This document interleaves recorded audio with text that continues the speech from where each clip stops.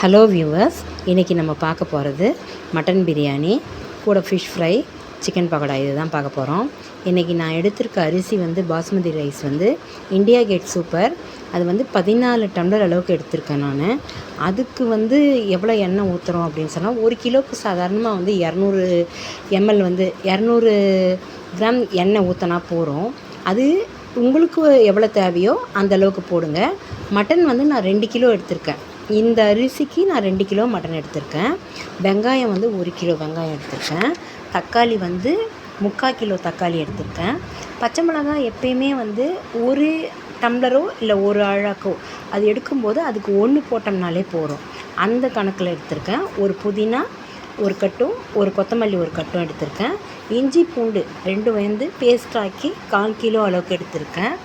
பட்டை, லவங்கம், ஏலக்காய், பிரியாணி இலை, சோம்பு இதெல்லாம் நான் உங்களுக்கு மெஷர்மெண்ட்டில் காட்டியிருக்கேன் பாருங்கள்.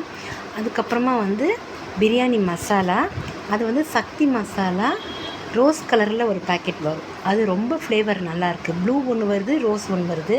நான் ரோஸ் தான் யூஸ் பண்ணுறேன். உப்பு உங்கள் தேவைக்கேற்ப எடுத்துக்கோங்க. அதுக்கப்புறம் மஞ்சப்பொடி எடுத்துக்கோங்க. மஞ்சப்பொடி ஒரு 1/2 ஸ்பூன் போடுங்க. குழம்பு மிளகாத்தூள் போடாதீங்க, சில்லி மிளகாத்தூள் போடுங்க. நான் மொத்தம் 3 ஸ்பூன் சில்லி மிளகாத்தூள் போட்டிருக்கேன். அதுக்கு 6 ஸ்பூன் பிரியாணி மசாலா போட்டிருக்கேன். தயிர் 1 பாக்கெட் தயிர், அந்த டோட்லாவாக இருக்கட்டும், ஆவினா இருக்கட்டும், எதாக இருந்தாலுமே ஒரு 2 டம்ளர் ஃபுல்லாக அந்தளவுக்கு எடுத்திருக்கேன். அதே மாதிரி கீ ஒரு 2 குழம்பு கரண்டி அளவுக்கு, சின்ன குழம்பு கரண்டி அளவுக்கு கீ எடுத்திருக்கேன். சரிங்களா?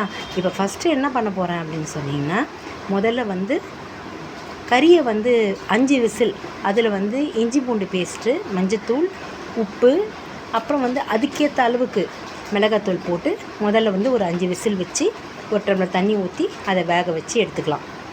அதுக்கப்புறம் எண்ணெய் ஊற்றி, எண்ணெய் காஞ்ச பிறகு பட்டை, லவங்கம், அந்த மசாலா ஐட்டம்லாம் போட்டு, வெங்காயம் போட்டு, அதுக்கப்புறம் இஞ்சி பூண்டு பேஸ்ட்டு, தக்காளி, பச்சை மிளகா, கருவேப்பிலை இல்லை, கொத்தமல்லி, புதினா எல்லாத்தையும் போட்டு 1 by 1 நல்லா வதக்கிட்டு, அந்த ரா ஸ்மெல்லாம் போன பிறகு அதுக்கப்புறம் இந்த பிரியாணி மசாலாவை போட்டு ஆட் பண்ணி, அது கூட தயிரையும் சேர்த்து ஆட் பண்ணி, நல்ல வெந்த கறியை அதில் ஏற்கனவே மட்டன் ஸ்டாக் தண்ணி விட்டுருக்கோம்.